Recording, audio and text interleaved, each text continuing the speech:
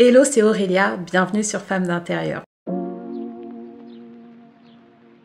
J'espère que tu te portes à merveille. Me revoilà avec la suite de nos vidéos sur les étoiles. On est déjà dans la 4e partie et aujourd'hui on va voir qui peut te voler ton étoile. Alors cette semaine j'ai eu un call avec une femme du club Femmes d'Intérieur et elle me demandait si c'était possible qu'une très bonne amie à elle puisse vouloir lui voler son étoile. Elle m'a expliqué qu'elle avait fait plusieurs rêves et on parlera aussi beaucoup des rêves sur la chaîne Femmes d'Intérieur. Et en gros, elle avait dans sa main, dans son rêve, quelque chose de brillant et en fait, son amie le lui avait pris. Elle avait fait d'autres rêves semblables. Et on parlait de ça et en fait, c'est pour ce genre de choses aussi que on va avoir un thème qu'on va développer cette semaine dans le Club Femmes d'Intérieur, c'est ton entourage détermine où tu vas. Parce qu'en fait, ton entourage, autant il peut te propulser, il peut t'aider à construire, à bâtir, autant il peut faire en sorte que tu tournes en rond, hein, tu es en mode statu quo, tu stagnes, et il peut faire aussi en sorte que tu rétrogrades. Et du coup, on va prendre le temps vraiment de passer au peigne fin nos relations, on va les disséquer et on finira par un temps de prière. Et l'idée en fait c'est quoi? C'est que tout simplement les personnes qui n'ont plus rien à faire dans notre vie, toutes celles qui sont toxiques pour nous aujourd'hui, quittent notre vie et les personnes au contraire qui doivent faire partie de notre vie, qu'elles viennent à notre rencontre. Voilà.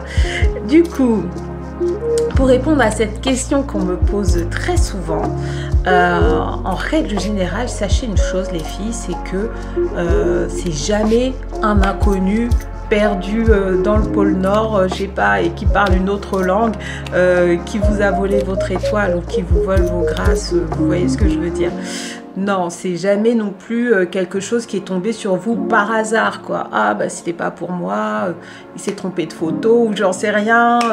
Oui, il y a un chaman, il a dit, bon, faut qu'il pleuve, et puis il va pleuvoir pendant 5 minutes, et sur qui la pluie va tomber, je lui prends ses étoiles. Non, hein, peut-être ces choses-là sont possibles. Hein.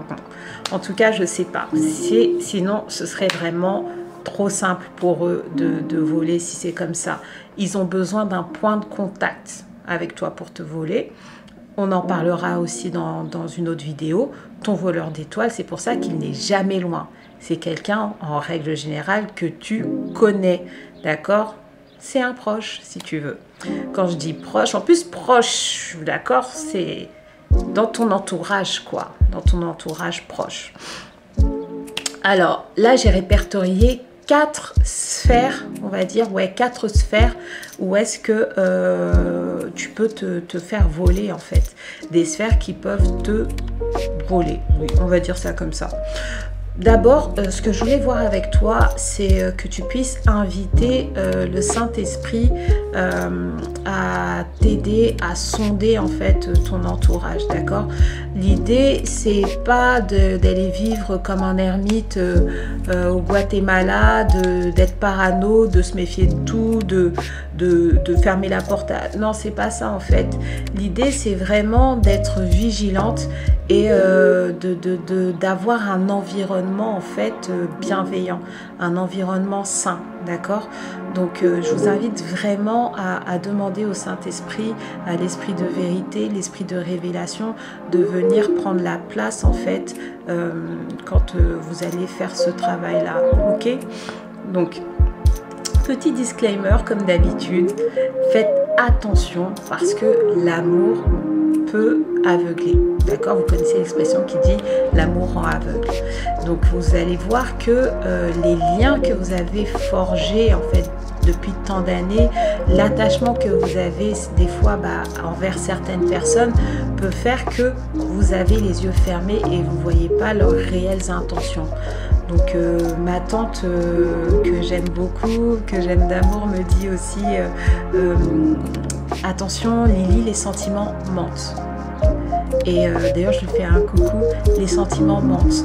Et c'est vrai en fait. Faites attention parce que vous allez vraiment écouter vos sentiments, vous allez écouter votre cœur, mais non, on n'a vécu ceci, on a vécu cela, et tout ça, c'est pas possible. Alors que sachez que ces gens-là qui volent n'ont pas de sentiments, d'accord? N'ont pas de sentiments. Vous savez, si vous êtes vraiment dans la banalisation de ça, je vous ai dit la dernière fois, l'ennemi, il vient pourquoi? Pour voler, tuer, détruire. Et la vérité, c'est qu'entre tout ça, il n'y a qu'un pas. D'accord? Quand vous voyez qu'il y a des cambrioleurs qui viennent, ils viennent pour voler, d'accord? Ils ne se contentent pas de voler en règle générale, ils détruisent aussi, d'accord? En règle générale. Après, il y en a qui viennent voler, après, bon, tu remarques même pas qu'on t'a volé, quoi. Ça, on en parlera aussi. Mais, en règle générale, ils viennent aussi, ils détruisent, d'accord? Et en plus de ça, ils viennent armés. On ne sait jamais. D'accord? On ne sait jamais, ils viennent avec des armes, ils viennent avec des couteaux et tout ça. Si ça déraille ou quoi, ils sont prêts à tirer, ils sont prêts à tuer en fait, vous voyez? C'est pas juste, ah c'est que un vol, c'est rien. Ils sont prêts, ils sont déjà psychologiquement préparés, même physiquement, pour aller plus loin. Et c'est pareil. Donc, ouvre bien les yeux, eux, ils n'ont plus de sentiments. D'accord?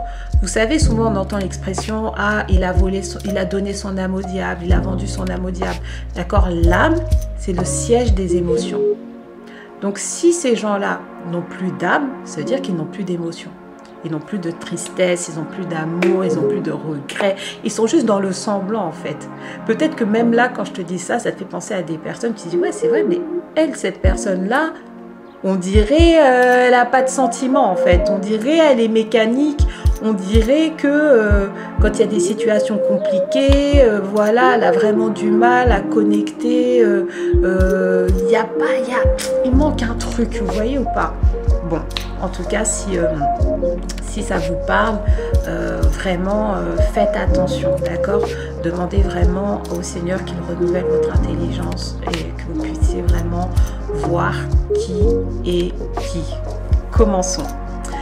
Alors, la première sphère dont je vais te parler, c'est une sphère où, ça veut dire, quand je vais dire ça, c'est tu es sous le manteau, tu es sous la coupe, tu es sous la couverture en fait, d'accord, de ces personnes-là. La première sphère, c'est la famille.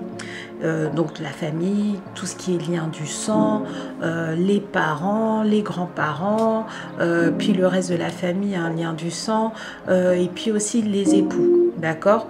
Donc ce sont des personnes qui ont des droits en fait sur vous. Ensuite, les autorités spirituelles. Dans autorité spirituelle, qu'est-ce que je mets? Je mets les sectes, même quand vous faites du yoga là, votre yoga. Et puis bah en gros les personnes, on va dire, les maîtres yoga, ou je sais pas on dit quoi, maîtres yogi, qui sont en train de contrôler vos esprits en fait. Ils peuvent faire ce qu'ils veulent. Les églises, les temples, les mentors spirituels à qui vous donnez vraiment en fait une autorité sur vous. Hein. Ceux que vous appelez père, mère spirituelle et tout ça.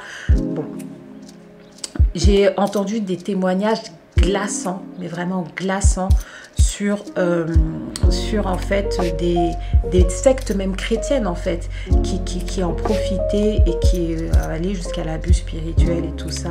Donc faites très attention. Vous devez aussi vous méfier des personnes à qui vous faites allégeance. Vous savez que quand vous faites baptiser, vous faites allégeance à Jésus. Et en fait, une autre façon de faire allégeance, c'est quand vous allez vraiment mettre d'autres personnes sur un piédestal en mode toi c'est ton pied, mon pied. Telle personne c'est à la vie, à la mort. Tout ce qui est à moi est à lui. D'accord? Ou il y a cette expression aussi que vous aimez bien utiliser, ma vie, pour dire quelqu'un. Oui, ma vie, je sais pas, ma vie, voilà. Donc, faites attention à ça. Vous savez le poids des mots, d'accord? Vous savez que tout ce qu'on dit, le verbe, d'accord, ça peut donner vie, ça peut donner la mort, d'accord? Donc, faites attention à tout ça. Ensuite, en dernier, mais pas des moindres, faites attention aux personnes qui ont accès à votre intimité. d'accord? L'intimité, c'est quoi? C'est ce qui est intérieur, c'est ce qui est secret.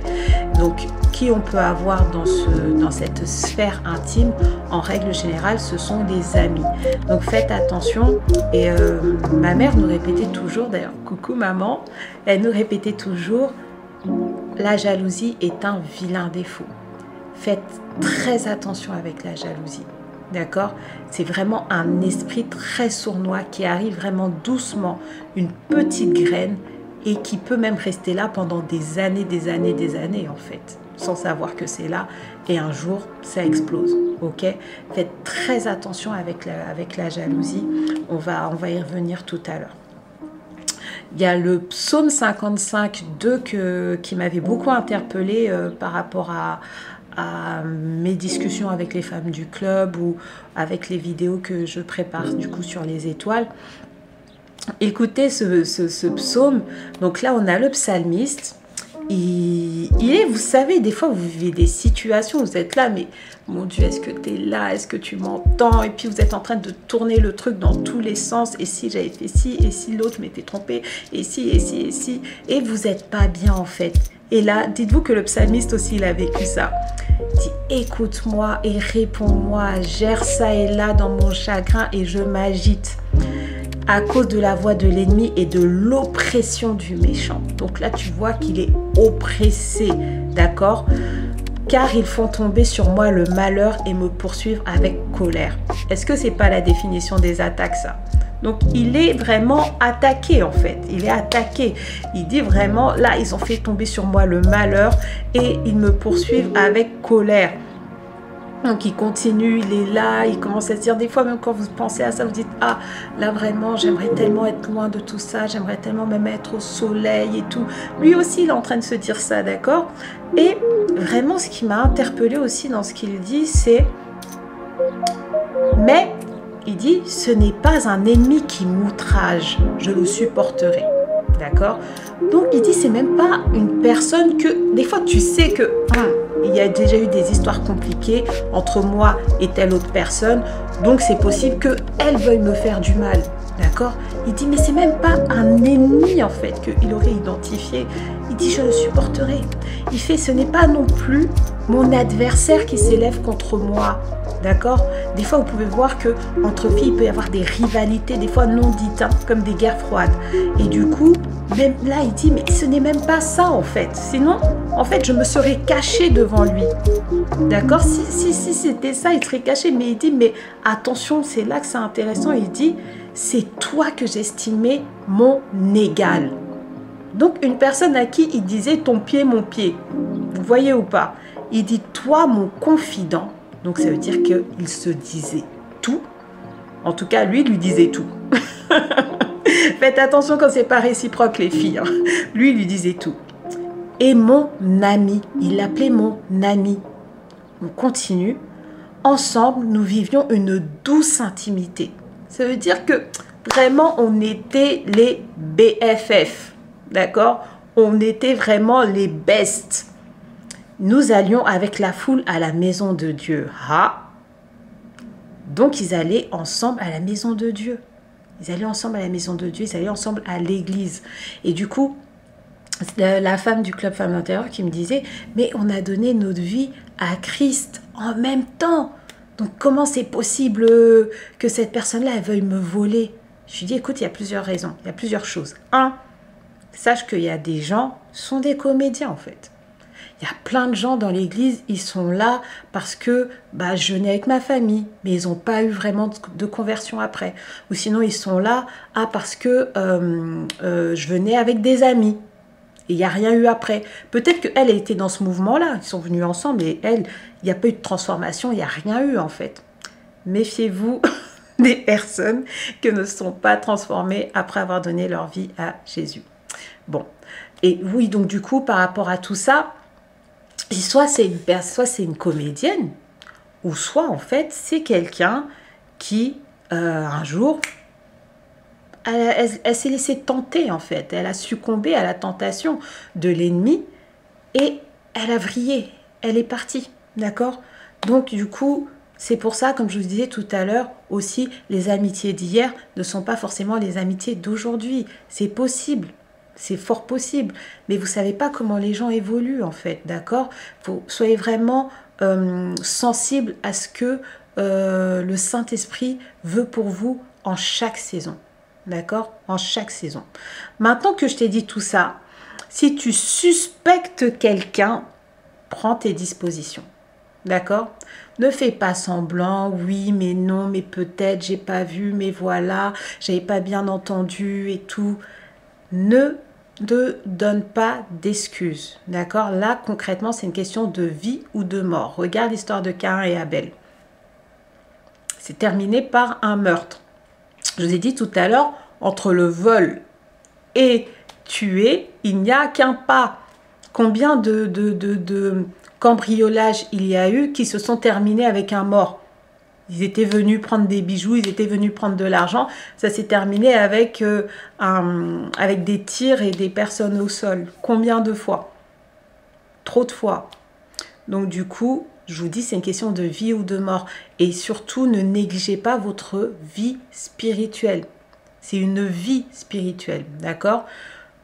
Ne négligez pas ça. Parce qu'on peut aussi vous tuer votre vie spirituelle. Adam et Ève, quand ils étaient dans le jardin d'Éden, on leur avait dit, en fait, si vous mangez du fruit défendu, vous allez mourir. Ils ont mangé du fruit défendu. Est-ce qu'ils sont morts tout de suite sur le champ? Non. Spirituellement, par contre, ils étaient morts. Est-ce qu'ils avaient la même relation avec Dieu? Non. Est-ce qu'ils avaient la même connexion? Non. Vous voyez ou pas? Faites très, très, très attention à ça. Il faut vraiment que vous soyez des femmes qui teniez fermement à vos étoiles. D'accord? Vos étoiles, tout ce qu'il y a à l'intérieur, votre destinée et tout. Ça me faisait aussi penser, pour vous donner une image, je vous avais parlé un peu de... Quand je voulais vous montrer à quel point c'était important les étoiles, des étoiles, des hôtels 5 étoiles, des restaurants 3 étoiles. Et en fait, vous savez que pour être appelé chef, il faut avoir au moins une étoile. Ok? Donc, il y a des chefs cuisiniers qui se suicident quand on leur retire une étoile à leur restaurant. D'accord? On leur retire une étoile, ou sinon, chaque année, ils veulent avoir une étoile. Ils n'ont pas. Des fois même, voilà, ils rétrogradent, ou bon, bref, ils se suicident. Et ce n'est pas des cas isolés. Il y a beaucoup de cuisiniers, des chefs qui se suicident à cause de ça. À quel point ils tiennent à leur étoile. C'est le résultat de beaucoup de travail, c'est vraiment l'aboutissement de beaucoup d'efforts, de créativité, et c'est ça en fait qu'on leur prend et ils ne supportent pas. Vous voyez, leur étoile leur ouvrait des portes et on leur a pris ça. Vous voyez ou pas? Donc voilà.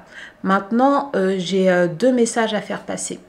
Le premier message que j'aimerais faire passer, c'est si tu sens que ça t'arrive, si tu sens que voilà, tu as des tentations, que tu as des pincements au cœur quand il y a le bonheur d'une personne, par exemple, qui éclate, d'accord? Peut-être qu'une personne, je ne sais pas, ça va être le mariage. Tu entends que quelqu'un va se marier et tout ça, et toi, tu attends le mariage et du coup, tu n'es pas bien. D'accord? Tu n'es pas forcément bien, tu n'es pas à l'aise, tu sautes pas de joie. Si tu vois ce genre de choses, comme je vous ai dit par exemple Caïn et Abel, Caïn il n'avait même pas besoin de parler en fait pour qu'on voit qu'il était jaloux. Dieu dans le passage il lui dit mais pourquoi tu as le visage abattu comme ça, comme quelqu'un qui a le visage fermé et tout. La jalousie ça se lit, ça se voit sur le visage des gens souvent. Faites très attention. Si vous voyez qu'il y a eu une petite graine comme ça, ce que je peux vous dire déjà, c'est que ça n'a rien de bon. Mettez ça en prière. mettez ça en prière, que ça ne germe pas. En plus, cet esprit de jalousie, comme ça, c'est très sournois parce que ça peut rester à l'intérieur de vous pendant des années sans se déclarer et un jour, ça explose. D'accord? Donc, faites attention par rapport à ça. Je prie vraiment que le Seigneur vous libère de cet esprit et vraiment priez en ce sens. Et je suis persuadée que le Seigneur Jésus changera votre cœur. D'accord? Ensuite, en ce qui concerne maintenant le deuxième point, les personnes qui sont des bourreaux, d'accord? Parce que je sais que les personnes qui regardent du coup la vidéo, après voilà, c'est une question de statistiques, il n'y a pas que des saints, il y a aussi des personnes qui sont des bourreaux. Donc pour ces personnes-là, je te demande de te repentir. Je prie que tu te repentes, mais vraiment, sincèrement, sérieusement. Ce que tu fais est très, très grave. Est très grave.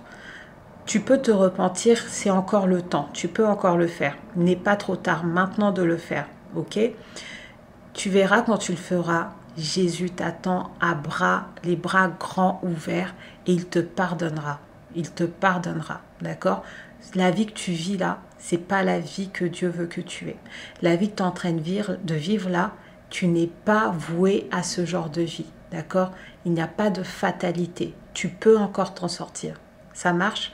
Bon, en tout cas les filles, merci d'avoir écouté ma vidéo jusqu'à là. Et surtout, si vous avez des questions, n'hésitez pas. Vous avez mon mail dans la description. Pour le Club Femmes d'Intérieur, vous avez des informations sur le site internet. Vous pouvez aussi vous inscrire facilement. Et après, voilà, n'hésitez pas à partager cette vidéo autour de vous, aux personnes qui ont besoin d'entendre ce qui est dit, aux personnes qui ont besoin d'être plus vigilantes. Partagez cette vidéo, likez-la pour qu'elle soit propulsée. Et puis voilà, abonnez-vous si vous n'êtes pas encore abonné à la chaîne. Et tout simplement, ma prière est que tu sois là où Dieu t'attend.